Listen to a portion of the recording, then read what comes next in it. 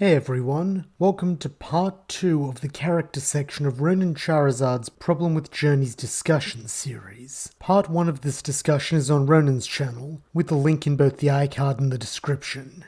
And now let's pick up where we left off, discussing missed opportunities. You know, when we're talking about missed opportunities for characters, there's a bunch of characters from the past that really come to mind. And it really has to do with the coronation battles that Ash had to go through in order to get to the Master's 8. And Pickle, I think you're knowing where I'm going with this, because we're now in the 8th generation of the anime, which means Ash has technically traveled to 7 different regions. And out of the 7, he's also been to Galar, which you could probably count that as 8. But 7 alone, he's competed in 7 different leagues. The problem is he's always had obscure rivals introduced either very early on and never touched on again, or at the last minute in the league just for him to lose to, and once again never touched on again. See, the problem with these rivals is Journeys was the perfect chance to bring them back. Give them a 1, 2, maybe 3 episode arc. Spread them out between the battle classes. Allow Ash to reface them, to show how much better he's become. Allow them to get a little bit more character development other than, I'm just here in the league so Ash can lose to get to the next region. It shouldn't work like that. And this was the perfect chance to retcon them. Yes, they proved that they were powerful trainers in the beginning when they were first introduced. But Ash has grown since then. There's no reason why we couldn't get another battle. Give us just a little bit of closure, allowing Ash to come back and rebattle some of these powerful trainers. I know there's a couple off the top of my head that I can think of. Maybe AJ, or a big fan favorite, Richie. He never got really any development. But I know there's some from other regions that may have needed way more development than those two. Pickle, can you think of any? Oh, there's definitely a few that come to mind off the top of my head. First and foremost, a name that I think everyone would like to see be rebattled, Tobias. We have seen Ash handle legendaries, we've seen him capture a mythical. I think this would be the perfect time to bring back Tobias and reveal who's in the rest of his team. From my personal favorite league, there's Tyson and his Meowth boots. He was an interesting character who clearly had experience and could have been a great challenge for Ash as he's advanced. There's also Harrison, who, in the Johto League, his great claim to fame was that he carried Pokemon from a region no one knew at the time, Hoenn. However, now, he would probably be a great class battle at most. And there is one more rival who I think should have been in the World Coronation series, but I'll say we can stand by for discussion on him. Then there is the characters who were in the World Coronation series. Many of them were unremarkable and could have very easily been replaced with these characters we know, which would have, if anything, added to the theme of Journeys, which is a victory lap of sorts. Imagine it if you had, for example, Richie being a great class battle, if you'd had Tobias in the ultra class. Honestly, even Alan probably deserved to be an ultra class battle. That way Ash could have fought him again. But instead, we had characters like Rinto. Tell me, Renan, what do you think of Rinto as a rival? Rinto. Remind me, was that the one that had the rival with Farfetch'd? Yep, that's the guy who appeared in 2 episodes, then never again. Oh man, that was really sad to watch. Not because I don't like Farfetch'd. I actually enjoy Ash's Farfetch'd, even though I think he should have had some other Pokemon caught instead of it. But the fact that any one of his past rivals could have been used in that place. Take, for instance, what you were saying about Tyson. What was Tyson's starter again? I think it was a Sceptile, right? Yep. Well, you see, I seem to recall a training montage with Surfish at Professor Oak's lab. And what Pokemon of Ash's was being trained against it? I seem to recall a Sceptile. Something that has blades on its arms? Like a Gallade? You know, come to think of it, that battle with Rinto could have been replaced with Tyson. And his Sceptile could have been the rival that Surfetch needed to evolve. It could have been the exact same style of battling. His Sceptile was proven to be strong. And the only reason it ended up losing in the Hoenn League is because of it being clashed with an Ice Beam that had a Tice disadvantage against. And essentially it was a double knockout. I don't really understand why they didn't think about these subtle things that they were planning inside of the anime where they could have used past characters to bring back to help the development of Ash's current team. How do you feel about that, Pickle? Absolutely, I'm 100% in agreement with you, and I mean, we could have also had a chance at battles we never got before, such as Ash versus Virgil from the Virtuous Conference. It would have been able to answer those sort of questions, but instead, we were left with rivals who didn't honestly feel like rivals. They felt like plot devices, and you'd kind of hope that after so long making good rivals, they'd know better. I mean, just thinking of some of Ash's best rivals, we have Gladion, we have Alan, we have Gary, and, of course, how can we forget Paul? Paul, I think, is the best rival that Ash has ever had in the anime, hands down. He pushed Ash to a level that he had never been to before, and it was the one recycled Charizard storyline that actually made sense. The fact that Infernape had to go through adversity and overcome its psychic barriers that it placed on itself, its scars that it had experienced before it met Paul and during Paul, to get to the point to where it was able to overcome its previous trainer and its one rival in Electivire. That right there was the beautiful swan song of the Diamond and Pearl anime. Why couldn't we get more than Paul just becoming the gym leader? Him showing up at the last minute in the Masters 8 conference, and it's not even in the World Coronation actual tournament. It's as a side battle just to kind of remind Ash that he's better than him. It was really sad. What do you think, Pickle?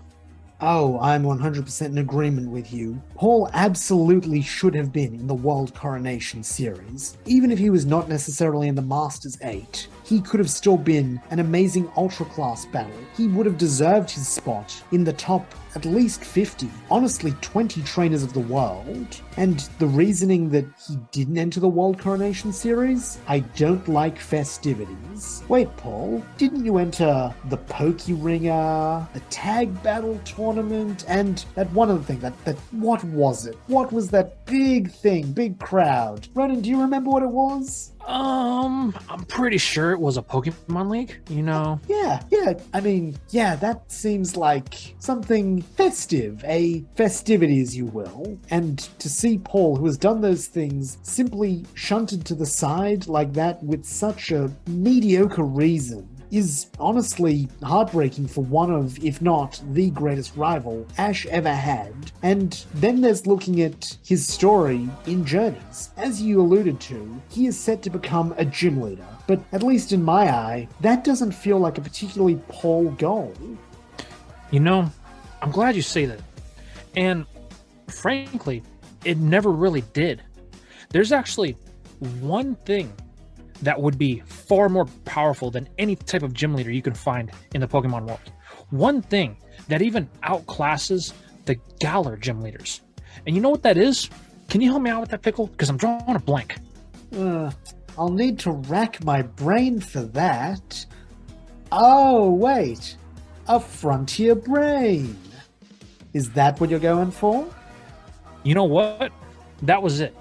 And it's really sad because the Frontier Brain were the first to be classified as Elite 4 level trainers outside of a Pokemon League. And not only that, but they're not bound by regions. Paul is not the type of trainer to be bound by regions either. Just look at it. He had competed in every league that Ash had competed into up until the Sinnoh arc. And then all of a sudden, he just drops off.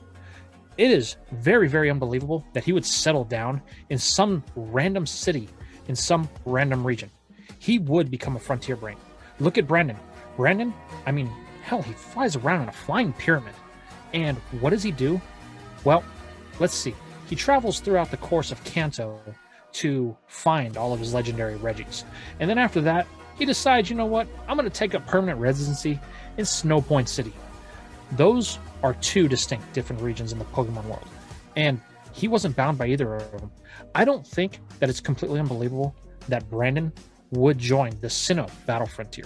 I mean, hell, if you want to check out something like that yourself, why don't you hop on over to my my playlist for What If Ash Won the Sinnoh League? Because I promise you, the Sinnoh Battle Frontier is something that you wouldn't expect. But anyway, how do you feel about that, Pickle? I agree. I think that for a character so heavily intertwined with Brandon and the Battle Frontier, that would have been the most natural endpoint for Paul. Hell, he even ends the Diamond and Pearl series saying that he intends to go back to Snowpoint to challenge Brandon. But there's something else you said that really sparked my interest. The Sinnoh Battle Frontier. They were never covered in the anime, yet what better chance would there be than the Masters 8 to show them? We already have characters such as Wickstrom and Drasna who never appear in the anime. Why not characters such as Dahlia, Argenta, Thornton, a return for Palmer? Any of these people could have been excellent challenges for Ash outside of his usual rivals, and it would have made the world more fleshed out, more full, which isn't that a primary purpose of Journeys? You got a good point. And there's one that specifically stands out for me. It's the battle with Palmer. Ash got a one-on-one, and Palmer wrecked him. I mean, seriously, he wrecked his grotto. Why not allow a rematch between them in the World Coronation event? I mean, it's pretty clear that the Sinnoh Battle Frontier and the Hoenn Battle Frontier, though not recognized by the Pokemon League, is still an entity in the Pokemon world that people have to challenge. Hell, it's by invite only, which means you have to be a strong trainer to get in there just to have a chance to win it. So I don't understand why they didn't include these Elite Four or higher level trainers in the World Coronation event. We got Galar gym leaders, which is understandable because, they're part of the new story. But we really only got one. Do you remember what the name of that specific gym leader was, Pickle, by any chance? Yes, I do. It's B. She's the only one who really got anything more than, at most, a one-off appearance. And truthfully, even she was not used as a gym leader. I believe the only gym leader, even, who got acknowledged as a Gala gym leader was Raihan. It seems odd that if your current generation is Gala, that you would show so few of the Gala gym leaders. Like, my personal favorite gym leader, Kabu. He fits beautifully with the themes of Journey. He's originally from Hoenn. He rose to prominence before his popularity waned somewhat. That could make for a really interesting character who could give Ash an insight into the ways of the Gala League, as well as showing him some of the strength of the Gala region. Additionally, we have Mustard, Leon's mentor, a former champion. His non-inclusion is honestly baffling. He could have made for a great training arc, similar to what they tried to do with Paul. And that would have freed Paul up, as we said, for a Frontier Brain position or the Masters 8 series. But unfortunately, it seems that most of the Gala leaders have had their prestige of sorts undercut. But they're not the only ones who have seemed to be, for want of a better word, nerfed in their inclusion in Journeys. Pickle, you're absolutely right. There's a couple of characters that come to mind for me. And there's one really big one. So let's flash back to, 2006, 2007, at the start of the Diamond and Pearl anime. You could even tell that this was going to be a whole different beast from the way it started. And we run through the entire generation. There's one trainer in particular that was more prominent than in past regions, and that's the champion of the Sinnoh region, Cynthia. She was a beast. She was the champion of champions, whether it be the games or the anime. She solidified herself as one of the strongest trainers in the actual franchise of the Pokemon world. Now, let's fast forward to the Masters 8. And she's ranked number 2 under Leon, which is understandable, because Leon's the new kid on the block. He's been billed as the strongest trainer, which is fine. But there's one thing I really have a problem with. And the problem is that they gave her a Mega Evolution.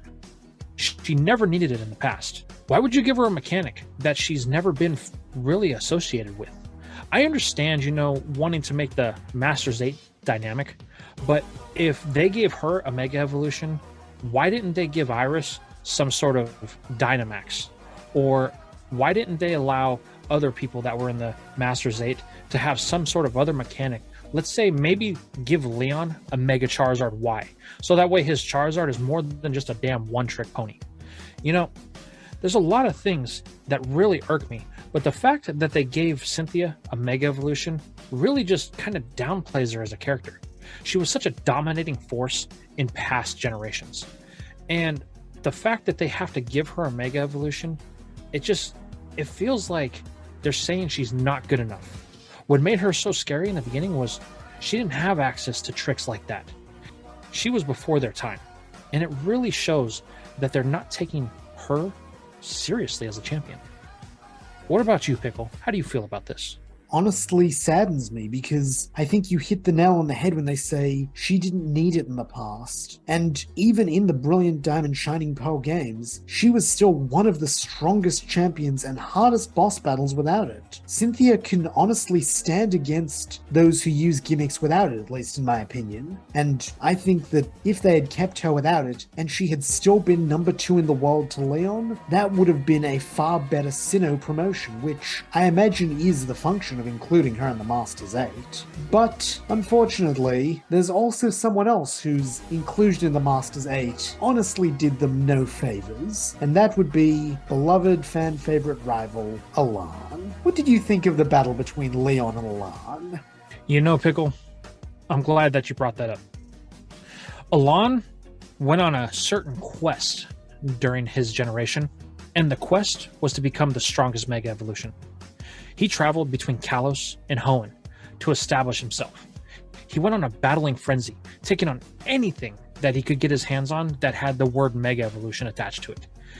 And at the end of the journey, he ended up giving it up because he wanted to find his own Mega Stone and reestablish himself, and essentially make sure that his journey was legit, which is commendable when you think about it. But the problem is, he got one shot. And his Mega Charizard X, which arguably should be the strongest Mega Evolution with a Mega Stone, keep that in mind, got taken out by a regular Charizard. How do you feel about that, Pickle? Well, you can probably guess from the tone of my voice that I'm not exactly a fan of that battle. While I understand Alan's purpose was always to lose, the manner of his loss felt disrespectful. This is a man who fought to a standstill with Steven, who is now world number 3. This is a man who fought Primal Groudon. This is a man who took on 10 Mega Trainers back-to-back with no break, including Elite Four members, and yet he was beaten by just a regular Charizard. Not even Leon using his beloved G-Max gimmick, just his Charizard, the basic, the standard. It's disappointing. And I know a lot of fans agree with me on that point. It just honestly felt like if that was how they were going to use him, it would have been better to leave him in the Ultra class so he could battle Ash. But instead, they used him as a promotional jobber. Yeah, I have to agree with you on that. And it's really sad. And we're going to touch more on the Masters 8 when we get to the finale of this particular project. But there's really one other subject that I have a problem with here. And Pickle, I think that you would appreciate this the most because it would be touching on Ash's old Pokemon and the lack of development for them in this season. I mean, look at all the Pokemon he's had from past regions that he caught really, really late. Or he had to, I don't know, hatch from an egg and they didn't get the time. There's tons of those. And then there's also other ones that didn't really feel like they were fully fleshed out. They could have gotten more. And the fact that they could have done that here in Journeys is a huge missed opportunity. What do you think, Pickle?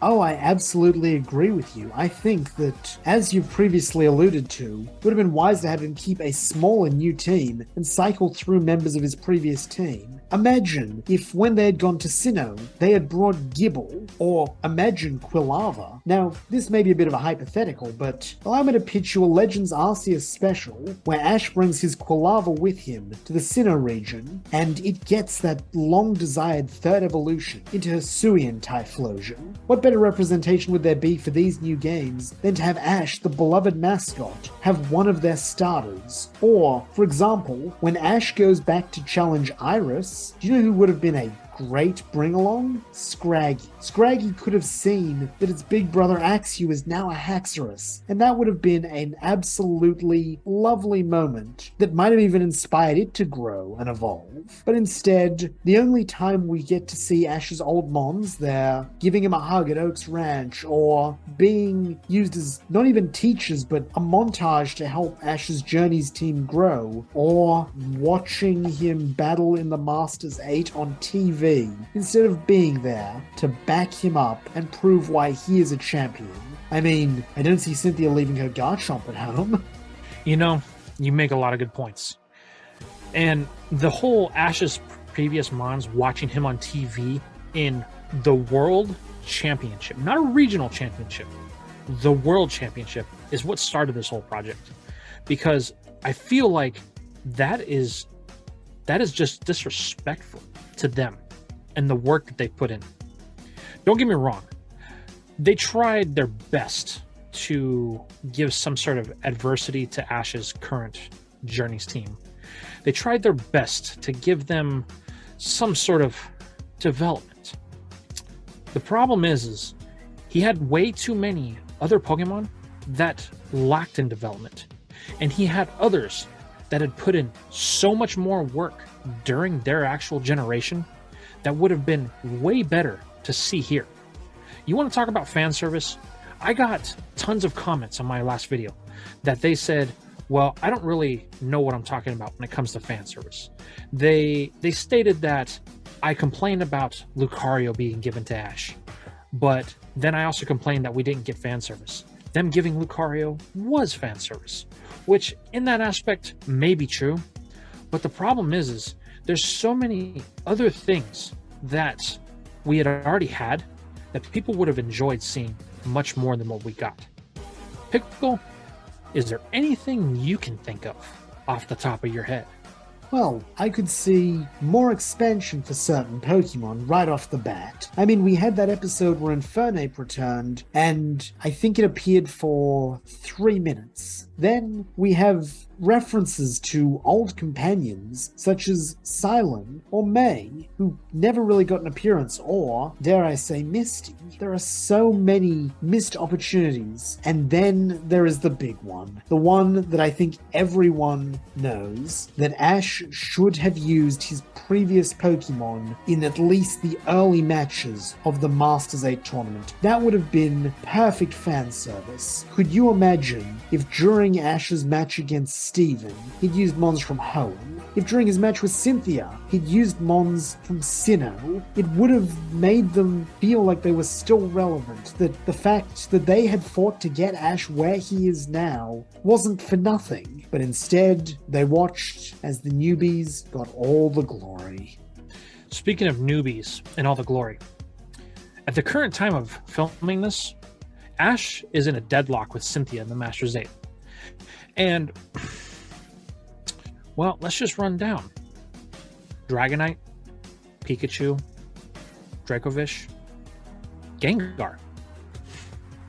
She made quick work of pretty much all of them.